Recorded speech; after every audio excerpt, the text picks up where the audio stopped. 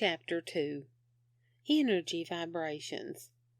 In this exciting, magnificent, electromagnetic universe of ours, everything found in, on, under, and above the universe has an energy vibration. Literally everything has unique energy. Anything that is matter has energy vibrations.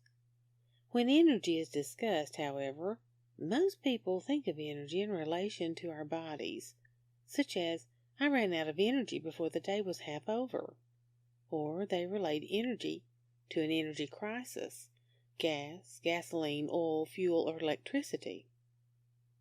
These are definite sources of energy, but not energy in the true sense of the word. Real energy is an unknown force. It is used by each of us every day of our existence, and yet we still don't know exactly what it is. We can't see it, we can't smell it, taste it, hear it, or hold it in our hands. We do experience manifestations of it every day in many ways, although it is still a mystery to the majority of the population. Light is energy, water is energy, and electricity is energy. But how do we explain it? Energy is a force that takes many forms and can be manifested in many ways. Rocks have energy. Likewise, trees, plants, soil, and insects have energy. The carpet on your floor has an energy.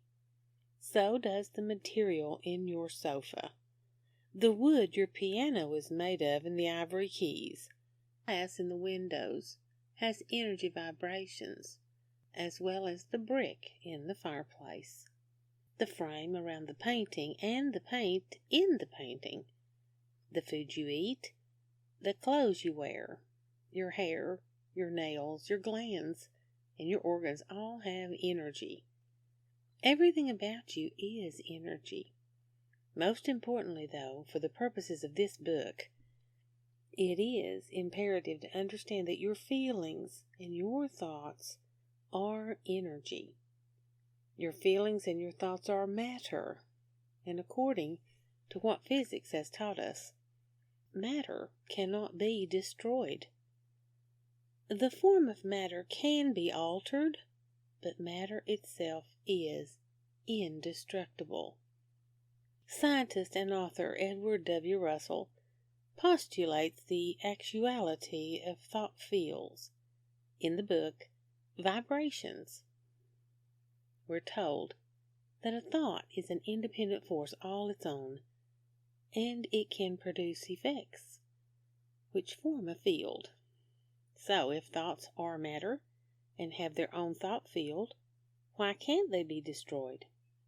Because thought consists of atoms, and atoms are composed of tiny amounts of pure energy. Waves of energy, solidified or frozen into the non-movement recognized as matter. Matter is a form of energy that is in very slow or stopped motion or frequency. Therefore, thought as matter is impossible to destroy. Feelings as energy or matter are also impossible to destroy. Nevertheless, matter can be altered. Consequently, the energy of feelings and of thoughts can be changed. If the feeling or the thought is negative matter, energy, it can be changed to a positive matter or energy. What criteria determines whether a feeling or a thought is negative? When the energy of a particular feeling or thought obscures the truth of our being, obscures our perfect blueprint, negativity is created. According to Dr. Deepak Chopra, we all come here with a perfect blueprint, with a memory of perfection. Negative energy of any kind covers over this memory of perfection to some degree, and slowly obscures the truth of our being. As the negativity amounts in our being, Little by little, our memory of perfection becomes shrouded and obscured. Consequently, our negativity creates a false self. If you wonder at the power of feelings and thoughts as an energy, the following information can assist you in comprehending its ever-present vibrational influence. Energy travels at the rate of 186,000 miles per second. This means thought can travel 186,000 miles per second also, or faster. Energy moves in pulses like waves. The crest is the pulse of energy, and the trough is the pause. How close together the waves are is called frequencies. How frequently the waves occur. This range of frequencies is called the electromagnetic spectrum. What we see, feel, and experience materially is but a tiny part of the entire electromagnetic spectrum. Beyond this range lies the largest part of the spectrum, heretofore unmeasurable and undetectable. Here lies the frequency rates of gravity, magnetism, and thought itself. All elements of the earth have different energies. Some have energy vibrations whose frequencies are very close together. Some have energy vibrations whose frequencies are very broad or far apart. In any given matter, closer together the vibrational frequencies, the higher the vibration, and the closer that matter is to its energy source. Or, putting it another way, the more positive the energy of any given matter, the closer the frequencies, and thus the closer that matter is to its source. Likewise, the more broad the frequencies of any given matter, the further that energy is from its source. In other words, the more negative the energy of any given matter, the wider the frequencies, and the further that matter or energy is from its source. A very vivid and profound illustration of the power of feeling and thought frequencies was told by Dr. W. Jerome Stowell. And here is his story. I was almost a devout atheist. I did not believe that God was any more than a conglomeration of everyone's mind put together. And the good that was there, that was God as far as I was concerned. As for the real, all-powerful God existing and loving all of us, with power over everything, I did not believe that. Then one day, I had an experience that really set me thinking. I was in a large pathological laboratory where we were attempting to find the wavelength of the brain. We found a channel of wavelengths, and that channel has a mock room unit of measure in it, wherein the different wavelengths of each individual's brains are further separated in identity, more clearly than are the fingerprints of each individual's hand. This is a point we should remember. God can actually keep in heaven a record of our thoughts as individuals, just as the FBI can keep a record of our fingerprints in Washington, D.C. We want to make an experiment to discover what took place in the brain at the moment of transition from life to death. We chose first a lady whose family had sent her to a mental institution, but who had been discharged. The doctors could find nothing wrong with her other than the fact she had cancer of the brain. This affected the balance of her body only. As far as her alertness of mind was concerned, and in every other way, she was exceptionally brilliant.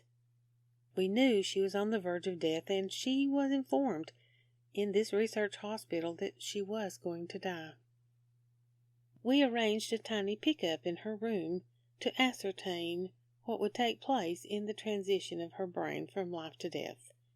We also put a very small microphone, about the size of a shilling, in the room so that we could hear what she said if she had anything to say. 5 of us hardened scientists, perhaps I was the hardest of the group, were in an adjoining room with our instruments prepared to register and record what transpired. Our device had a needle pointing to 0 on the center of the scale. To the right of the scale was calibrated to 500 points positive. To the left of the scale was calibrated 500 points negative. We previously had recorded on this identical instrument the power used by a 50 kilowatt broadcasting station in sending a message around the world. The needle then registered 9 points of the positive side. As the last moments of this woman's life arrived, she began to pray and praise the Lord. She asked the Lord to be merciful unto those who had despitefully used her. Then she reaffirmed her faith in God, telling him she knew he was the only power and the only living power. He always had been and always would be. She praised God and thanked him for his power and for her knowledge of his reality. She told him how much she loved him. We scientists had been so engrossed with this woman's prayer that we had forgotten our experiment. We looked at each other and saw tears streaming down scientific faces. Suddenly we heard a clicking sound on our forgotten instrument. We looked and the needle was registering a positive 500, desperately trying to go higher, only to bounce against the 500 positive post in its attempt. By actual instrumentation, we had recorded that the brain of a woman alone and dying, in communication with God, had registered more than 55 times the power used by a 50 kilowatt broadcasting station sending a message around the world. After this, we decided to try a case very unlike the first one. We chose a man lying in the research hospital stricken with a deadly social disease. His brain had become atrophied to the point of death. He was practically a maniac. After we had set up our instruments, we arranged for one of the nurses to antagonize the man. Through her wiles, she attracted his interest in her and then suddenly told him she did not want to have anything more to do with him. He began to verbally abuse her, and the needle began to register on the negative side. Then he cursed her and took the name of God in vain. The needle then clicked back and forth against the 500 negative post. By actual instrumentation, we had registered what happened to the brain when that brain broke one of God's 10 commandments. Thou shalt not take the name of the Lord thy God in vain. We had established by instrumentation the positive power of God and the negative power of the adversary. We had found that beneficial truth is positive, and non-beneficial things covered by the thou shalt nots of the 10 commandments are negative. If we scientists can record these things, I believe with all my heart that the Lord God can keep a record of our thoughts. Do you think the vibrational frequencies of the positive feelings, thoughts, and words of the sick woman in this story drew her closer to her source? Likewise, that the vibrational frequencies of the negative feelings, thoughts, and words of the sick man repelled him from his divine source. Well, what is meant by source? Source is what or who you consider to be your source, your divine source. Whether that is God, universal intelligence, universal mind, Buddha, Muhammad, or whomever you or whatever you look to, a higher power or supreme being. Most people have a reference as to their infinite source, and the majority of us, either consciously or subconsciously, have a longing to be able to better understand and eventually identify with that source, if at all possible. The closer your individual collective vibration frequencies are, the more in tune or in harmony that you are going to be with your source. The more in harmony you are, the closer you will draw to your source. The closer you are to your source, the more peace of mind you will experience. The more joy you will feel, the greater your capacity to love, and the more content you will be.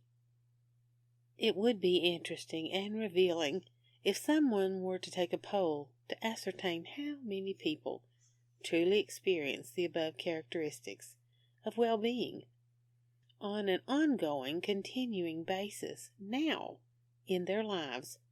I seriously doubt we would find a very large percentage of the population that does. How did we get so far away? What happened to distance us from our source? Most of us are struggling daily just to maintain the status quo, let alone narrow the gap between us and our source.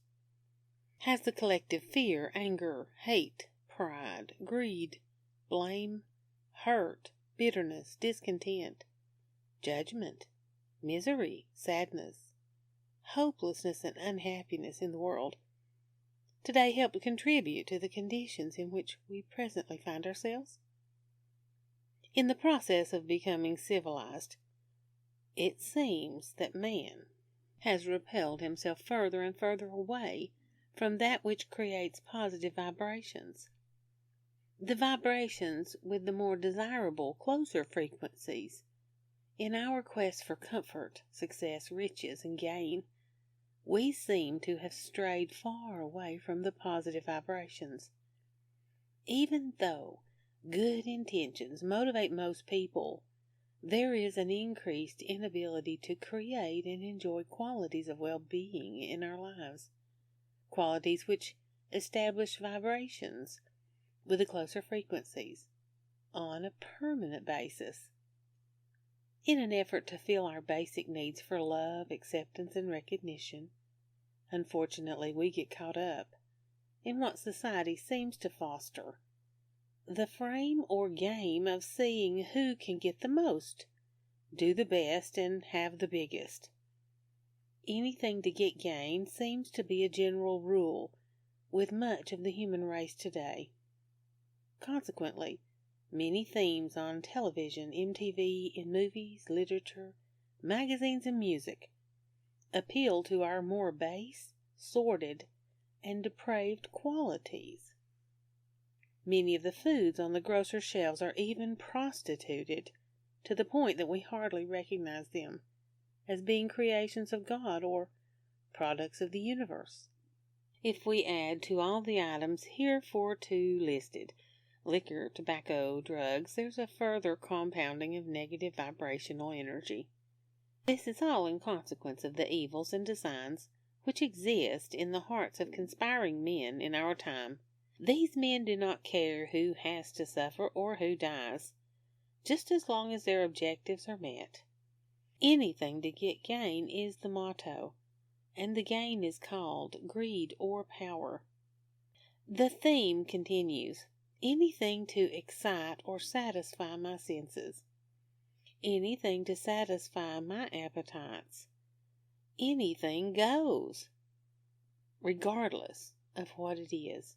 So in accordance with natural laws, the disregard of others' welfare, the anything to get gain syndrome, is contributing to the negativity which permeates our society today, and it is taking its toll on the human family. Michael Wickett, in his audio tape program, It's All Within Your Reach, Building Positive Self-Concepts, states that the law of control is an essential law in understanding how we function. Many psychologists, if not most psychologists today, have come to the conclusion that the degree of control that we feel we have is in direct proportion to the amount of mental health we have. The law of control simply says that we feel good about ourselves to the exact degree to which we feel we are in control of our own life, and that we feel bad about ourselves when we feel out of harmony with ourselves to the exact degree to which we feel we are controlled by outer circumstances, by other people, and things beyond our control. Psychologists call this the difference between an internal locus, place of control, a feeling that we're behind the steering wheel of our own lives, and an external locus or place of control, a feeling that someone else is controlling our lives and taking us where they want us to go. Control begins, first of all, with our thoughts, what we think. And that controls our feelings, what we feel, and that leads to how we perform, or our actions. But all control begins with taking control of the thoughts we hold in our conscious mind. The vast majority of men and women live their lives by the law of accident. That is, by failing to plan. They are planning to fail. They have no goals beyond the short term. They make no plans, and they don't really feel they're in control of their own destiny. And they just hope that somehow things will work out all right for them. One of the major reasons we have so much negativity and disharmony and unhappiness, as well as misery and skepticism in our society, is that most people feel like bump cars in a carnival. They go off in one direction or another depending upon the next incident that happens to them. And of course, people who live by the law of accident can have no sense of control or mental well-being. Opposed to the law of accident is what we call the law of cause and effect. The law of cause and effect is really the basic law of the universe. It is the reason that everything happens. And the law of cause and effect simply says this, that for every effect in our lives, there is a specific cause. If we do not like the effects that we are enjoying or not enjoying in our life, it's up to us to identify the causes and change the causes. That, irrespective of whether or not we know what the causes are, there is a reason for everything that happens. There is in fact no such thing as an accident. Everything that happens in our life happens by law and not by chance. It is our primary duty to understand the laws that control our destinies. By understanding the laws, we can control the causes and change the effects to anything we want. You will recognize immediately that the law of cause and effect is completely consistent with the law of control. Because if we can identify the causes, we can control the effects, and therefore control what happens to us in our lives. And people who live happy, fully functioning, harmonious lives are people who live by the law of control and understand the law of cause and effect in their lives. Thoughts are causes, and conditions are effects.